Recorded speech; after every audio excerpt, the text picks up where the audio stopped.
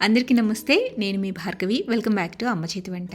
ఈరోజు వీడియోలో ఇన్స్టెంట్గా అప్పటికప్పుడు చేసుకునే 2 హెల్దీ బ్రేక్ఫాస్ట్ రెసిపీస్ని మీతో షేర్ చేయాలనుకుంటున్నాను. రాగి పిండితో చేసుకునే దోశలు అండ్ ఇడ్లీ అండి.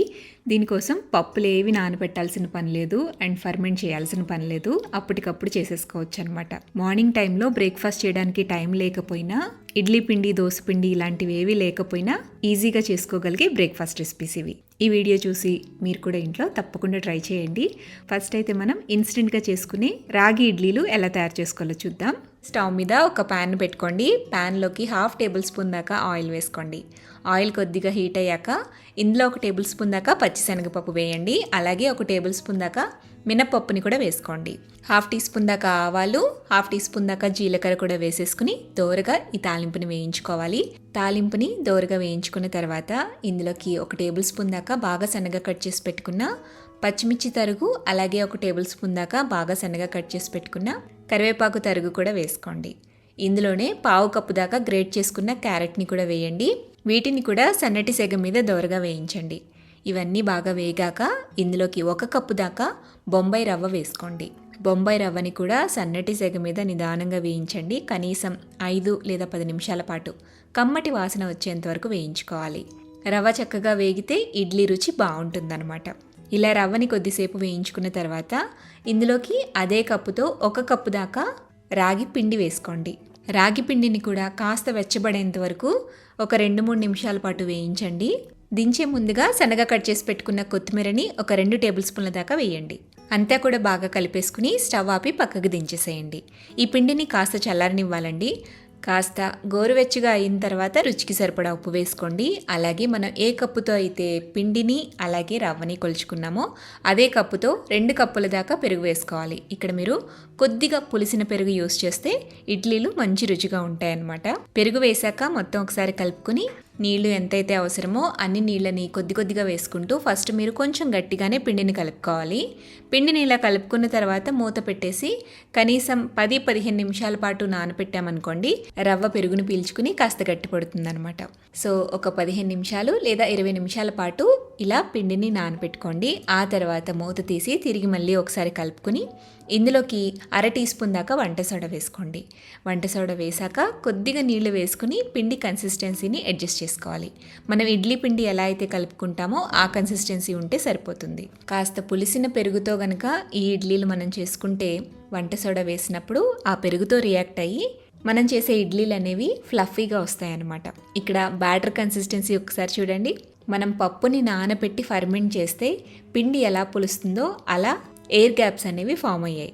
సో ఈ విధంగా మనం ఇన్స్టెంట్ రాగి ఇడ్లీ బ్యాటర్ని తయారు చేసుకోవాలి. స్టవ్ మీద ఇడ్లీ స్టీమర్ని ఉంచి అందులో నీళ్లు పోసి ఒక 2 నిమిషాల పాటు నీళ్ళని మరగనివ్వండి.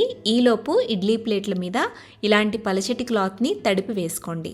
కాటన్ క్లాత్ని వేసి దానిపైన ఇడ్లీ బ్యాటర్ని కొద్ది కొద్దిగా వేసుకోండి. ఇలా కాటన్ క్లాత్లో కాకపోయినా ఇడ్లీ ప్లేట్లకి కాస్త నెయ్యి రాసి కూడా మీరు ఇడ్లీలు వేసుకోవచ్చండి. ఎలా చేసినా కూడా ఇడ్లీలు అనేవి స్పంజీగా సాఫ్ట్గా వస్తాయి.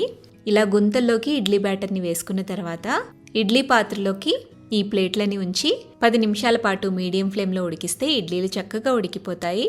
స్టవ్ ఆపిన తర్వాత 2 నిమిషాలు ఉంచి ఆ తర్వాత ఇడ్లీ ప్లేట్లను బయటికి తీసుకుని ఇడ్లీల్ని తీసి సర్వ్ చేసుకోవటమే. నేను ఒక ఇడ్లీని తీసి తుంచి చూపిస్తున్నానండి. ఎంత సాఫ్ట్గా వచ్చిందో మీరే క్లియర్గా చూడొచ్చు. నోట్లో అలా జారిపోతుంది, కరిగిపోతుంది అనమాట. సో ఇలా సింపుల్గా హెల్దీగా రాగి ఇడ్లీని ఇన్స్టెంట్గా అప్పటికప్పుడు చేసుకోవచ్చు. మీరు కూడా ఈ రెసిపీని ఇంట్లో తప్పకుండా ట్రై చేయండి. దీనికి కాంబినేషన్గా ఏ చట్నీతో సర్వ్ చేసుకున్నా చాలా బాగుంటుంది. ఎస్పెషల్గా టమాటా చట్నీ అయితే ఇంకా బాగుంటుంది అనమాట. సో నేను చట్నీ రెసిపీ ఆప్షన్స్ని డిస్క్రిప్షన్ బాక్స్లో ఇస్తాను, చెక్అవుట్ చేయండి. ఇప్పుడు ఇన్స్టెంట్గా రాగి పిండితో దోశలు ఎలా వేసుకోవాలో చూద్దాం. ఒక మిక్సీ జార్ తీసుకోండి. అందులోకి 1 కప్పు దాకా ఇన్స్టెంట్ రాగి పిండి వేసుకోవాలి. 1 కప్పు రాగి పిండికి 1/2 కప్పు దాకా బియ్యం పిండి వేసుకోండి. అలాగే 2 టేబుల్ స్పూన్ల దాకా సూజీ, బొంబాయి రవ్వ వేసుకోవాలి. ఇందులోనే 2 టేబుల్ స్పూన్ల దాకా పెరుగు, రుచికి తగినంత ఉప్పు, అలాగే 2 కప్పుల దాకా నీళ్లు కూడా పోసేసి ఫైన్గా బ్లెండ్ చేసుకోండి. మొత్తం అన్నీ కూడా బాగా మిక్స్ అయిపోవాలి, లమ్స్ అనేవి లేకుండా. ఇలా బ్లెండ్ చేసుకున్న తర్వాత ఈ రాగి బ్యాటర్ని ఒక బౌల్లోకి తీసుకోండి. ఇప్పుడు మూత పెట్టేసి కనీసం ఒక 10-15 నిమిషాల పాటు పక్కన వదిలేసేయండి. ఇలా నానిన పిండిని ఒకసారి బాగా కలుపుకుని ఇందులో 1 టీ స్పూన్ దాకా జీలకర్ర, 1 టీ స్పూన్ దాకా మిరియాల పొడి, 1 టేబుల్ స్పూన్ దాకా సన్నగా కట్ చేసి పెట్టుకున్న కరివేపాకు వేయండి. ఇంకొక అరకప్పు దాకా నీళ్లు కూడా వేస్తున్నాను. కన్సిస్టెన్సీ అనేది ఈ రాగి దోశకి పలుచగా ఉండాలన్నమాట. సో మొత్తానికి నేను 2.5 కప్పుల దాకా నీళ్లు వాడానండి. సో వాటర్ పోసిన తర్వాత మీకు కన్సిస్టెన్సీ చూపిస్తున్నా చూడండి, ఇలా పలుచగా ఉండాలి. మనం రవ్వ దోశకి ఎలా అయితే పిండిని కలుపుకుంటామో అలా కలుపుకోవాలన్నమాట. ఇప్పుడు ఈ పిండితో రాగి దోశలు వేసేసుకోవచ్చు. స్టవ్ మీద పెనాన్ని పెట్టుకోండి. పెనాన్ని బాగా హీట్ అవ్వనివ్వండి. హీట్ అయిన తర్వాత దీనిపైన కొంచెం గ్రేట్ చేసుకున్న క్యారెట్, సన్నగా కట్ చేసి పెట్టుకున్న ఉల్లి ముక్కలు, కొత్తిమీర ముక్కలు, పచ్చిమిర్చి ముక్కలు, అలాగే అల్లం ముక్కల్ని స్ప్రెడ్ చేసుకోండి. ఇవి స్ప్రెడ్ చేసేసిన తర్వాత దీనిపైన ఇప్పుడు మనం కలిపి పెట్టుకున్న రాగి పిండిని ఒకసారి బాగా కలిపి పెనం మీద ఈ విధంగా స్ప్రెడ్ చేయండి. మనం రవ్వ దోశని ఎలా అయితే స్ప్రెడ్ చేసుకుంటామో అలా ఈవెన్గా పలుచగా స్ప్రెడ్ చేసుకోండి. మంటని మీడియం టు హై ఫ్లేమ్లో పెట్టి కొద్దిగా ఆయిల్ని వేసి దోశని కాల్చుకోవాలి. దోశ అనేది 2 వైపులా ఈవెన్గా కాలిన తర్వాత ఈ దోశని పక్కకు తీసేసుకుని నెక్స్ట్ ఇంకొక దోశ వేసుకోవటమే. ఇలాగే ఎన్ని దోశలు కావాలంటే అన్ని దోశలను వేసేసుకోవచ్చు. మీకు పిండి మిగిలితే ఫ్రిడ్జ్లో పెట్టి నెక్స్ట్ డే కూడా వేసుకోవచ్చు. అంతేనండి, చాలా సింపుల్గా, ఎక్కువ ప్రాసెస్ లేకుండా, ఎక్కువ పని లేకుండా ఇన్స్టెంట్గా అప్పటికప్పుడు ఈ రాగి దోశలు వేసుకోవచ్చు అనమాట. సో మరి ఈ రాగి దోశల్ని, ఈ హెల్దీ బ్రేక్ఫాస్ట్ని మీరు కూడా ఇంట్లో తప్పకుండా ట్రై చేయండి. ట్రై చేశాక మీ ఫీడ్బ్యాక్ని నాతో కింద కామెంట్ సెక్షన్లో షేర్ చేయడం మర్చిపోవద్దు. వీడియో నచ్చితే లైక్ చేయండి, మీ ఫ్రెండ్స్కి, రిలేటివ్స్కి షేర్ చేయండి. మరిన్ని టేస్టీ సింపుల్ క్విక్ రెసిపీస్ కోసం అమ్మ చేతి వంట ఛానల్ని సబ్స్క్రైబ్ చేయండి.